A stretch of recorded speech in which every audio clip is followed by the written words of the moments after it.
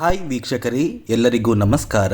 ನೋಡಿ, ಗೃಹಲಕ್ಷ್ಮಿ ಯೋಜನೆಯ 11ನೇ ಕಂತಿನ ಹಣ ನಮ್ಮ ಬ್ಯಾಂಕ್ ಖಾತೆಗೆ ಇನ್ನೂ ಸಹ ಬಂದಿಲ್ಲ. ಪ್ರತಿದಿನವೂ ಕೂಡ ನಮ್ಮ ಬ್ಯಾಂಕ್ ಖಾತೆಗೆ ಹಣ ಬರುತ್ತೆ ಅಂತ ವೇಟ್ ಮಾಡ್ತಾ ಇದ್ದೀವಿ.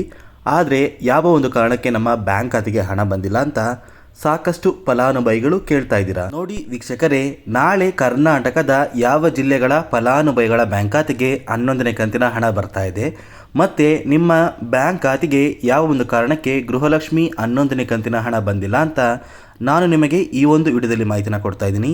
ಅದಕ್ಕಿಂತ ಮುಂಚೆ ನೋಡಿ ವೀಕ್ಷಕರೇ, ನೀವೇನಾದ್ರೂ ಇನ್ನೂ ಸಹ ನನ್ನ ಚಾನಲ್ನ ಸಬ್ಸ್ಕ್ರೈಬ್ ಆಗಿಲ್ಲ ಅಂದರೆ ದಯವಿಟ್ಟು ಪ್ರತಿಯೊಬ್ಬರೂ ನನ್ನ ಚಾನಲ್ನ ಸಬ್ಸ್ಕ್ರೈಬ್ ಮಾಡಿಕೊಂಡು ಹಾಗೆ ವಿಡಿಯೋಗೆ ಒಂದು ಲೈಕ್ನ ಕೊಡಿ. ಹೌದು ಸ್ನೇಹಿತರೆ, ಗೃಹಲಕ್ಷ್ಮಿ ಯೋಜನೆಯ 11ನೇ ಕಂತಿನ ಹಣ ಸಾಕಷ್ಟು ಫಲಾನುಭವಿಗಳು ನಮ್ಮ ಬ್ಯಾಂಕ್ ಖಾತೆಗೆ ಯಾವಾಗ ಬರುತ್ತೆ ಅಂತ ತುಂಬ ದಿನದಿಂದ ವೆಯ್ಟ್ ಮಾಡ್ತಾ ಇದ್ದೀರಾ. ನೋಡಿ ವೀಕ್ಷಕರೇ, ಸರ್ಕಾರದಿಂದ 11ನೇ ಕಂತಿನ ಹಣ ನಿಜವಾಗಿಯೂ ಬಿಡುಗಡೆಯಾಗಿದೆ ಅಂತ ನೀವು ಕೇಳಿದ್ರೆ, ಸರ್ಕಾರದಿಂದ 11ನೇ ಕಂತಿನ ಹಣ ಖಂಡಿತವಾಗಿಯೂ ಬಿಡುಗಡೆಯಾಗಿದೆ. ಆದರೆ ಕೆಲವೊಂದು ಫಲಾನುಭವಿಗಳ ಬ್ಯಾಂಕ್ ಖಾತೆಗೆ ಮಾತ್ರ ಆ ಒಂದು ಹಣ ಬಂದಿದೆ. ಇಲ್ಲಿ ಯಾವ ಒಂದು ಕಾರಣಕ್ಕೆ ಸರ್ಕಾರ 11ನೇ ಕಂತಿನ ಹಣನ ಲೇಟಾಗಿ ಬಿಡುಗಡೆ ಮಾಡ್ತಾ ಇದ್ದಾರೆ ಅಂದರೆ, ನೋಡಿ ವೀಕ್ಷಕರೇ, 11ನೇ ಕಂತಿನ ಹಣಕ್ಕೆ ಕೆಲವೊಂದು 5 ಹೊಸ ನಿಯಮಗಳನ್ನ ಸರ್ಕಾರ ಜಾರಿಗೆ ತಂದಿದೆ. ಆ ಒಂದು ನಿಯಮಗಳು ಯಾವುದು ಅಂದರೆ, ನೋಡಿ ವೀಕ್ಷಕರೇ, ನಿಮ್ಮ ಕುಟುಂಬದ ವಾರ್ಷಿಕ ಆದಾಯ 7 ಲಕ್ಷಕ್ಕಿಂತ ಕಡಿಮೆ ಇರಬೇಕು. ಹಾಗಿದ್ರೆ ಮಾತ್ರ ನಿಮ್ಮ ಬ್ಯಾಂಕ್ ಖಾತೆಗೆ ಗೃಹಲಕ್ಷ್ಮಿ 11ನೇ ಕಂತಿನ ಹಣ ಬರುತ್ತೆ. ಎರಡನೆಯ ಒಂದು ನಿಯಮ ಬಂದು, ನಿಮ್ಮ ಮನೆಯಲ್ಲಿ ಇರುವಂತಹ ಸದಸ್ಯರು ಸರ್ಕಾರಿ ನೌಕರರಾಗಿದ್ದರೆ ನಿಮ್ಮ ಬ್ಯಾಂಕ್ ಖಾತೆಗೆ 11ನೇ ಕಂತಿನ ಹಣ ಬರೋದು ಸ್ಟಾಪ್ ಆಗುತ್ತೆ. ಅದೇ ರೀತಿ ಮೂರನೆಯ ಒಂದು ನಿಯಮ ಬಂದು, ನೋಡಿ ವೀಕ್ಷಕರೇ, ನೀವು ಏನಾದ್ರೂ ಸರ್ಕಾರಕ್ಕೆ ತೆರಿಗೆನ ಕಟ್ತಾ ಇದ್ರೆ ಅಂದರೆ ಟ್ಯಾಕ್ಸ್ನ ಪೇ ಮಾಡ್ತಾ ಇದ್ರೆ ನಿಮ್ಮ ಬ್ಯಾಂಕ್ ಖಾತೆಗೆ 11ನೇ ಕಂತಿನ ಹಣ ಬರೋದಿಲ್ಲ. ಅದೇ ರೀತಿ ನಾಲ್ಕನೆಯ ಒಂದು ನಿಯಮ ಬಂದು, ನಿಮ್ಮ ಬಳಿ ಇರುವಂತಹ ಒಂದು ಆಸ್ತಿ ಅಥವಾ ಜಮೀನು 10 ಎಕರೆಗಿಂತ ಕಡಿಮೆ ಇರಬೇಕು. 10 ಎಕರೆಗಿಂತ ಮೇಲ್ಪಟ್ಟಿದ್ರೆ ನಿಮ್ಮ ಬ್ಯಾಂಕ್ ಖಾತೆಗೆ 11ನೇ ಕಂತಿನ ಹಣ ಬರೋದು ನಿಲ್ಲುತ್ತೆ ಸ್ನೇಹಿತರೆ.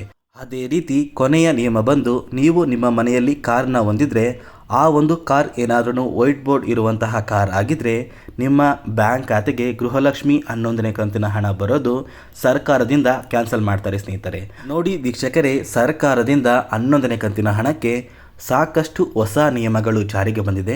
ಈ ಒಂದು ನಿಯಮನ ನೀವು ಪಾಲಿಸಿದರೆ ಮಾತ್ರ ನಿಮ್ಮ ಬ್ಯಾಂಕ್ ಖಾತೆಗೆ 11ನೇ ಕಂತಿನ ಹಣ ಬರುತ್ತೆ. ಈಗಾಗಲೇ ರಾಜ್ಯ ಸರ್ಕಾರದಿಂದ ಬಂದಿರುವಂತಹ ಒಂದು ಮಾಹಿತಿಯ ಪ್ರಕಾರ 11ನೇ ಕಂತಿನ ಹಣನ ಕೇವಲ 40ರಷ್ಟು ಫಲಾನುಭವಿಗಳ ಬ್ಯಾಂಕ್ ಖಾತೆಗೆ ಮಾತ್ರ ನಾವು ಬಿಡುಗಡೆ ಮಾಡಿದ್ದೀವಿ. ಉಳಿದ 60ರಷ್ಟು ಫಲಾನುಭವಿಗಳ ಒಂದು ದಾಖಲಾತಿಗಳನ್ನ ನಾವು ಪರಿಶೀಲನೆ ಮಾಡ್ತಾ ಇದ್ದೀವಿ. ಆ ಒಂದು 60ರಷ್ಟು ಫಲಾನುಭವಿಗಳಲ್ಲಿ 15% ಫಲಾನುಭವಿಗಳು ಗೃಹಲಕ್ಷ್ಮಿ ಯೋಜನೆಗೆ ಅರ್ಹರಲ್ಲ ಅಂತ ಸರ್ಕಾರದಿಂದ ಒಂದು ಮಾಹಿತಿ ಬರ್ತಾ ಇದೆ. ಅದೇ ರೀತಿ ನೋಡಿ ವೀಕ್ಷಕರೇ, ನಾಳೆ ಗೃಹಲಕ್ಷ್ಮಿ ಯೋಜನೆಯ ಹಣ ಯಾವ ಜಿಲ್ಲೆಗಳ ಫಲಾನುಭವಿಗಳ ಬ್ಯಾಂಕ್ ಖಾತೆಗೆ ಬರ್ತಾ ಇದೆ ಅಂದರೆ, ಮೊದಲಿಗೆ ಸ್ನೇಹಿತರೆ, ಕೋಲಾರ, ಕೊಪ್ಪಳ, ದಕ್ಷಿಣ ಕನ್ನಡ, ತುಮಕೂರು, ಉತ್ತರ ಕನ್ನಡ, ಶಿವಮೊಗ್ಗ, ಬೀದರ್, ಬೆಂಗಳೂರು ನಗರ, ಬೆಂಗಳೂರು ಗ್ರಾಮಾಂತರ, ಚಿತ್ರದುರ್ಗ, ದಾವಣಗೆರೆ, ಬೆಳಗಾವಿ, ಧಾರವಾಡ, ವಿಜಯಪುರ, ಹಾಸನ, ರಾಮನಗರ, ಮೈಸೂರು, ಗದಗ, ಚಾಮರಾಜನಗರ ಈ ಜಿಲ್ಲೆಗಳ ಫಲಾನುಭವಿಗಳ ಬ್ಯಾಂಕ್ ಖಾತೆಗೆ ಸರ್ಕಾರದಿಂದ 11ನೇ ಕಂತಿನ ಹಣ ಬರ್ತಾ ಇದೆ. ನೀವು ಹೇಳ್ಬೋದು, ಪ್ರತಿದಿನವೂ ಕೂಡ ನಮ್ಮ ಬ್ಯಾಂಕ್ ಖಾತೆಗೆ ಹಣ ಬರುತ್ತೆ ಅಂತ ಹೇಳ್ತಾ ಇದ್ದೀರಾ, ಆದರೆ ಯಾವುದೇ ರೀತಿಯ ಒಂದು ಹಣ ನಮ್ಮ ಬ್ಯಾಂಕ್ ಖಾತೆಗೆ ಬರ್ತಾ ಇಲ್ಲ ಅಂತ. ನೋಡಿ ವೀಕ್ಷಕರೇ, ಪ್ರತಿದಿನವೂ ಕೂಡ ಕೇವಲ ಕೆಲವೇ ಫಲಾನುಭವಿಗಳ ಬ್ಯಾಂಕ್ ಖಾತೆಗೆ 11ನೇ ಕಂತಿನ ಹಣ ಬರ್ತಾ ಇದೆ. ನಿಮ್ಮ ಬ್ಯಾಂಕ್ ಖಾತೆಗೂ ಕೂಡ ಸರ್ಕಾರದಿಂದ ಹಣ ಬರಬೇಕು ಅಂದರೆ ಸರ್ಕಾರದಲ್ಲಿ ನಿಮ್ಮ ಒಂದು ದಾಖಲಾತಿಗಳು ಮರುಪರಿಶೀಲನೆ ಆಗಿ ನಂತರ ನಿಮ್ಮ ಬ್ಯಾಂಕ್ ಖಾತೆಗೆ ಹಣ ಬರುತ್ತೆ ಸ್ನೇಹಿತರೆ.